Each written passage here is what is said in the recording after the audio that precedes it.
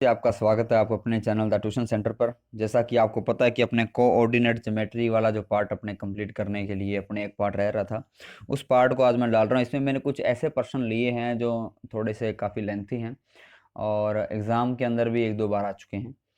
तो उन सब के बारे में अपने आज चर्चा करेंगे। पूरा का पूरा कंसेप्ट जो था दूरी सूत्र वाला, विभाजन सूत्र वाला, वो मैंने आपको करवा दिया है पार्ट 1 और पार्ट 2 के अंदर। तो कंसेप्ट तो वहाँ पे कंप्लीट हो गया, फार्मूले जो आने थे वो वहाँ पे आ चुके हैं। यहाँ पर सिर्फ क्वेश्चन है, कोई दो चार क्वेश्चन ऐसे हैं जो थोड़े बड़े थे, मैंने उनको लेने की कोशिश की है। इसके अलावा जो भी आपको समझ में ना आए आप मेरे को व्हाट्सएप या कमेंट बॉक्स के अंदर डाल सकते हैं।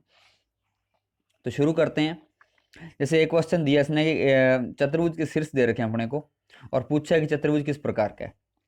तो ध्यान रखना, चतुर्भुज के शीर्ष यानी कि चतुर्भुज 4 पॉइंट अपने को दिए हैं, यानी कि अपने को चारों की चारों दूरियां निकालनी पड़ेगी। दूरी ए बी, दूरी बी सी, दूरी सी डी और दूरी ए डी। इसके अलावा अपने को दो विकर्ण निकालने पड़ेंगे, एक ए सी और एक डी डी। ठीक है, इनसे क्या होगा, जब ये चीजें अपने पास में आ गई तो अपने पता लगा सकते हैं कि चतुर्भुज किस प्रकार है। क्योंकि चतुर्भुज की कोई भी परिभाषा अपने देखें तो उसके अंदर चारों भुजाओं की बात करता है या फिर वो दोनों विकर्णों की बात करता है। तो अपने को ये दूरी एक बार निकालनी है, फिर अपने डिसाइड करते हैं कि चतुर्भुज का प्रकार कौन सा हो सकता है। ठीक है, अगर अपने ए बी दूरी की बात करें तो ए बी दूरी में अगर देखें तो अपने पास में x2 का मान -5 और x1 का मान 1। तो यहाँ रख दिया -5 -1 की स्क्वायर। सूत्र तो आपको याद है ना, रूट वाला कौन सा था, x2 -x1 की स्क्वायर और प्लस y2 -y1 की स्क्वायर। ठीक है, तो अब देखो ध्यान से कि -5 -1, अगर अपने बात करें b की यानी कि y2 की, y2 का मान भी 4 है और y1 का मान भी 4 है। तो 4 -4 की स्क्वायर सॉल्व किया, कितना आ गया, अपने पास में आ गया 6। ऐसे BC वाली दूरी, ये दूरी आपको निकालनी आती है, मैं खाली आपको कंसेप्ट बता रहा हूँ कि अगर BC वाली दूरी निकालोगे तो वही तरीका फिर कौन सा, x2 -x1 की स्क्वायर प्लस y2 -y1 की स्क्वायर। तो x2 यहाँ पे कितना है भाई, -5 और x1 कितना है, -5। तो माइनस, अगर x2 -x1 करेंगे तो यहाँ x1 का मान अगर -5 रखा तो आगे माइनस लगा तो क्या हो जाएगा, माइनस माइनस गुणा क्या हो जाएगी, प्लस का 5। तो ये आ गया -5 + 5। ऐसे अपने बात करें तो y2 -3 और y1 कितना है, 4। तो -3 -4 की स्क्वायर। जब इसको सॉल्व किया तो अपने पास आंसर आ गया 7। ये मैंने आपको करवाया हुआ है, वैसे मैं सिर्फ आपको मेथड बता रहा हूँ। ऐसे आप दूरी निकाल सकते हो, कौन सी, सी डी निकाल सकते हो, ऐसी आप डी ए निकाल सकते हो। ये दूरी आपने निकाल ली, फिर आपने निकाली ए सी यानी कि 1 4 और -5 3 में से। ए सी में क्या है, x2 का मान -5 और x1 का मान 1। तो -5 -1 की स्क्वायर और y2 का मान -3 और y1 का मान 4। तो -3 -4 की स्क्वायर। तो इसको आपने सॉल्व किया, -5 -1 यानी कि -6, -1 स्क्वायर कितनी होगी 36 और -7 बढ़ाइए -3 और -4 तो -7 की स्क्वायर होगी 49 और 36 और 49 टोटल कितने हो गए 85। तो आ गया √85। अब ध्यान से देखो यहाँ पे ए सी ऐसी अपने निकाल लेंगे बी डी। ठीक है, जब ए सी बी डी अपने सारे के सारे मान निकल गए, उसके बाद चेक करो कि कौन सा मान किसके बराबर आ रहा है। देखो दोनों विकर्ण अपने बराबर आ रहे हैं। इसके अलावा बी सी भुजा बराबर किसके आ रही है भाई, ए डी के, इसका मान भी 7 इसका मान भी 7।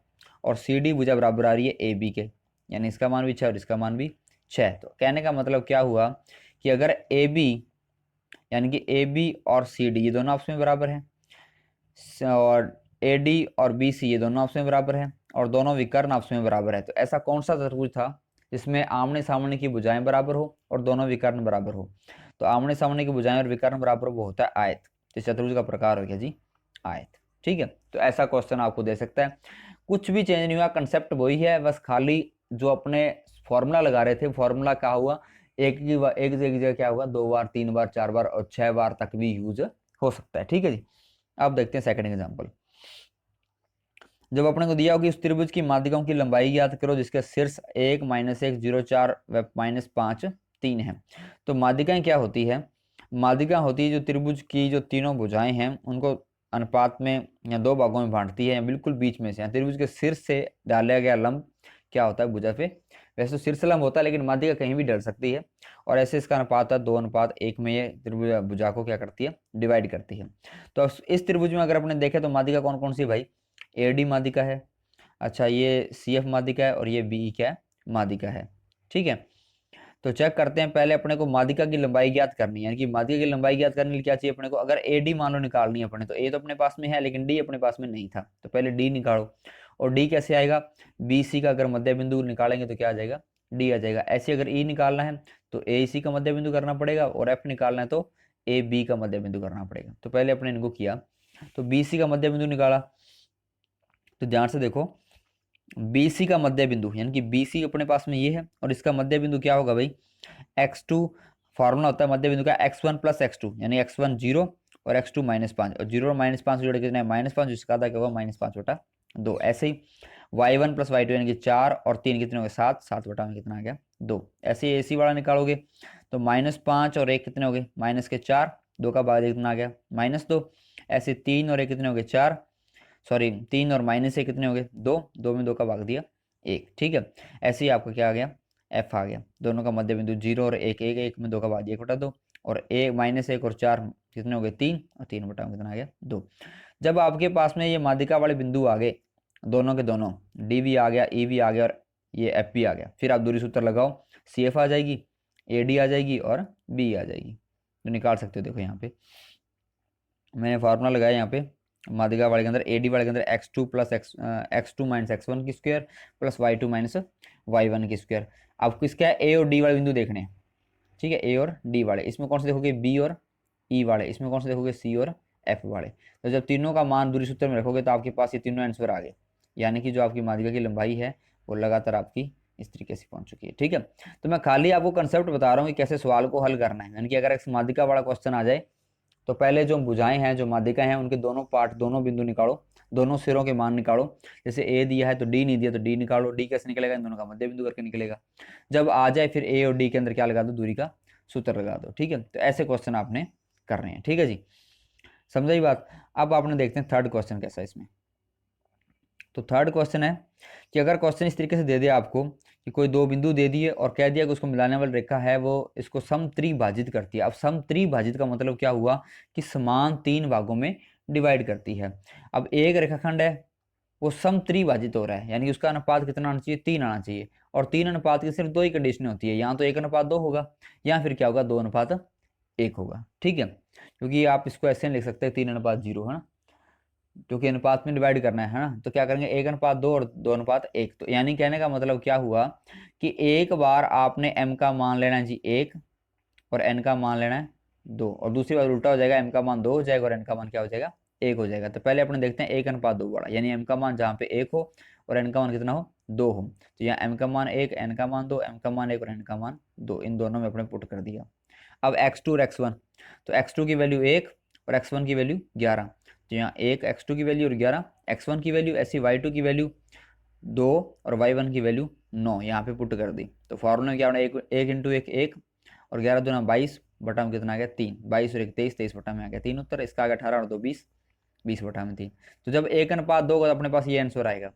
अगर अपना अनुपात हो जाए 2:1, जैसे मान लो यहाँ किया हुआ आगे कि अगर 2:1 हो गया तब क्या करोगे, तो तब सिंपल वही m का मान कितना हो जाएगा इस बार 2, और n का मान कितना हो जाएगा जी 1, बाकी सेम ही रहने वाला है सारा, वही x2 वही x1, ठीक है। हल करोगे कितना होता है 13/3 आ रहा है, यानी कि अगर अनुपात 2:1 होता है तो निर्देशक आएंगे 13/3, 13/3, और अगर आपका अनुपात 1:2 होता है तो आंसर आएगा 23/3 और 20/3। तो ऐसा 2 बार आपको फॉर्मूला यूज करना पड़ सकता है अगर समत्रिभाजित वाला क्वेश्चन आ गया तो।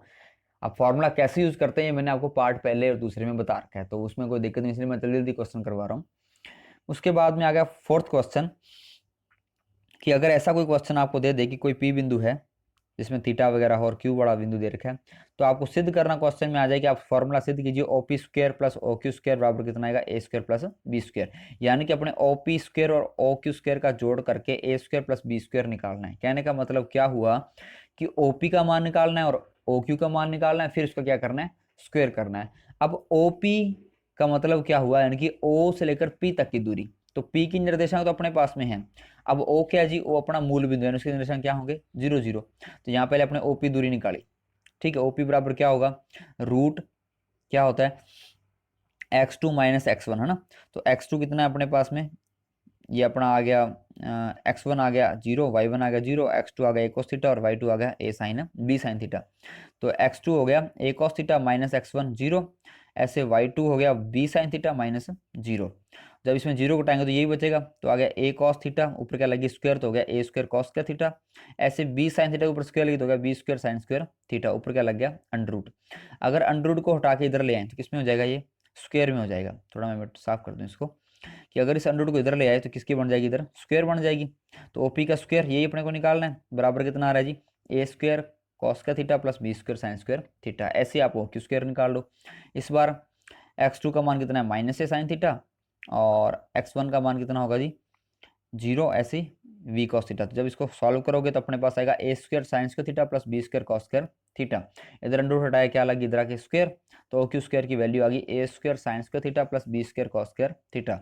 अब अपने पास में ओ पी स्क्वायर आ गया, ओ क्यू स्क्वायर आ गया। अब दोनों का क्या करना, अपने को जोड़ करना, तो दोनों को जोड़ दो भाई।